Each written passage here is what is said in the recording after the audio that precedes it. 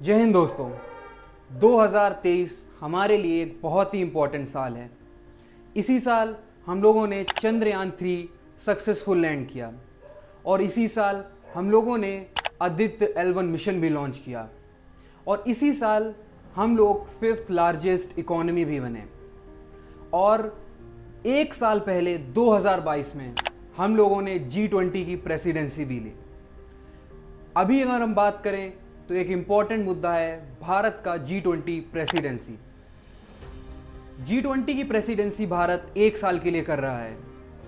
तो क्यों है भारत के लिए G20 इम्पॉर्टेंट और इस प्रेसिडेंसी के द्वारा भारत क्या क्या चेंजेस ला सकता है और कैसी है G20 की ऑर्गेनाइजेशन, चलिए इसके बारे में करते हैं बात। Now, 2023 is also a big year for India, which has taken over the presidency of the G20 group of major world. Now, as part of the beautification drive for the upcoming G20 summit, Delhi it's become a city of lights, roads and parks along the route to the summit venue, and even some other parts of the city where the delegates are expected to visit have started coming. The presidency goes to India. It's a big job. The G20 represents 19 major countries as well as the European Union. अगर हम इसकी structure की बात करें तो G20 के अंदर total 19 country और एक यूनियन आता है। उस यूनियन का नाम है यूरोपियन यूनियन और इस संघ में दोनों टाइप के कंट्रीज पाए जाते हैं, जो कि डेवलपिंग हैं या फिर डेवलप्ड कंट्री हैं। इस ऑर्गेनाइजेशन का मेन फोकस है इकोनॉमिक कॉरपोरेशन पर। जैसे कि अगर हम बात करें क्वाड, तो वो एक सिक्योरिटी अलायंस है। उसी तरीके से ये G20 एक अलायंस है जिसका मेजर फोकस होता है इकोनॉमिक कॉरपोरेशन, जिसमें हम लोग इकोनॉमिक इन्हेंसमेंट और इकोनॉमिक इम्प्रूवमेंट की मेजरली बात करते हैं। अगर हम इसके फॉर्मेशन की बात करें तो इसका फॉर्मेशन 1999 में हुआ था और इसका फॉर्मेशन G7 से ही हुआ है।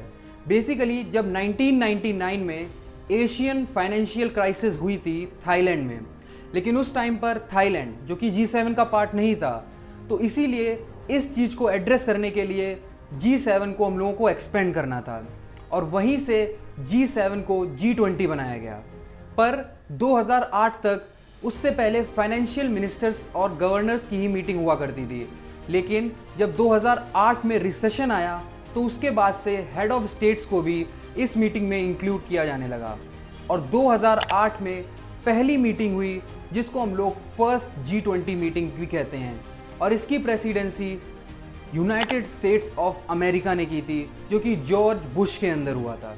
अगर मैं इस ऑर्गेनाइजेशन की बात करूं तो G20 कंसिस्ट करता है 80% of the total GDP of the world और 75% ऑफ द टोटल ट्रेड और 70% ऑफ द टोटल पॉपुलेशन। अगर मैं G20 की बात करूं तो उसमें सबसे बड़ी इकोनॉमी है यूनाइटेड स्टेट्स ऑफ अमेरिका और सबसे स्मॉलेस्ट इकोनॉमी है साउथ अफ्रीका।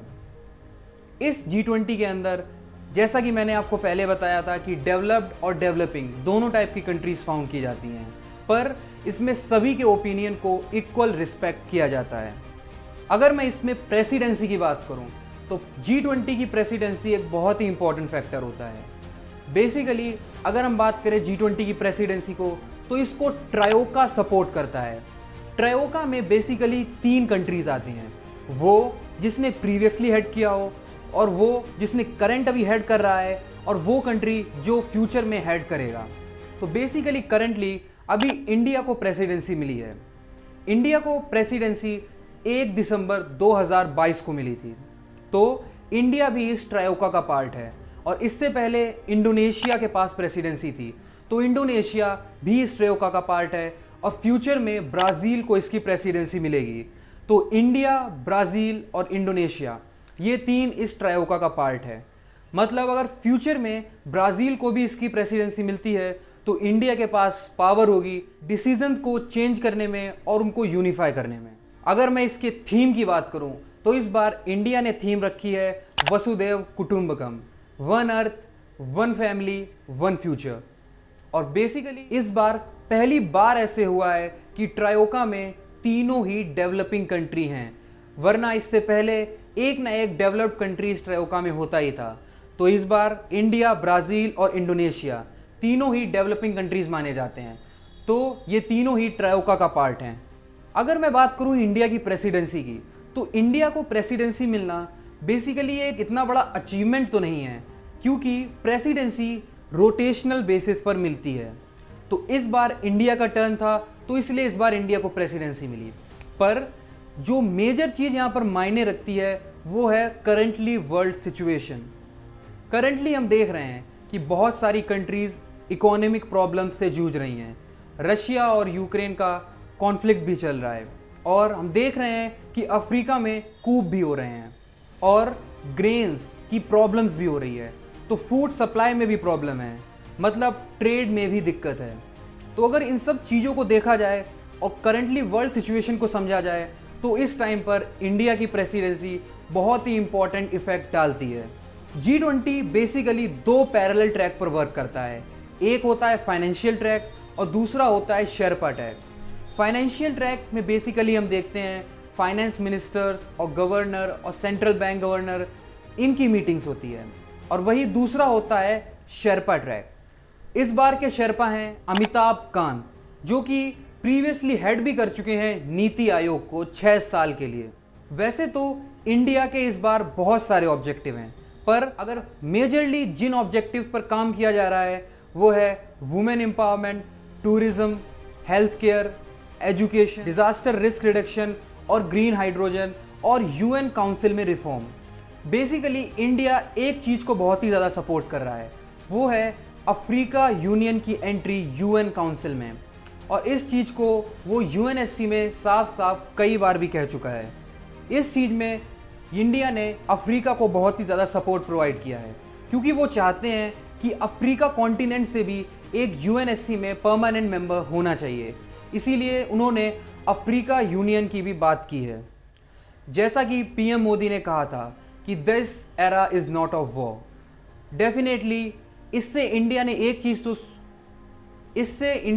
चीज़ तो प्रूव कर दी थी कि हम पीस की साइड हैं।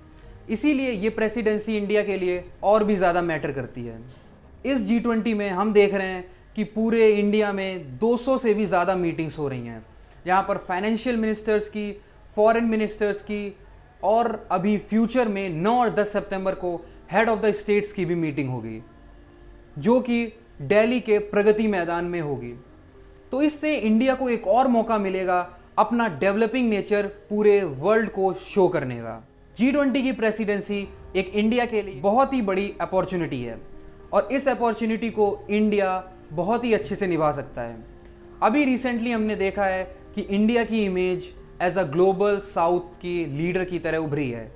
तो इस प्रेसिडेंसी में भी इंडिया वही लीडर बनके पूरी दुनिया में रिफॉर्म्स लाना चाहता है।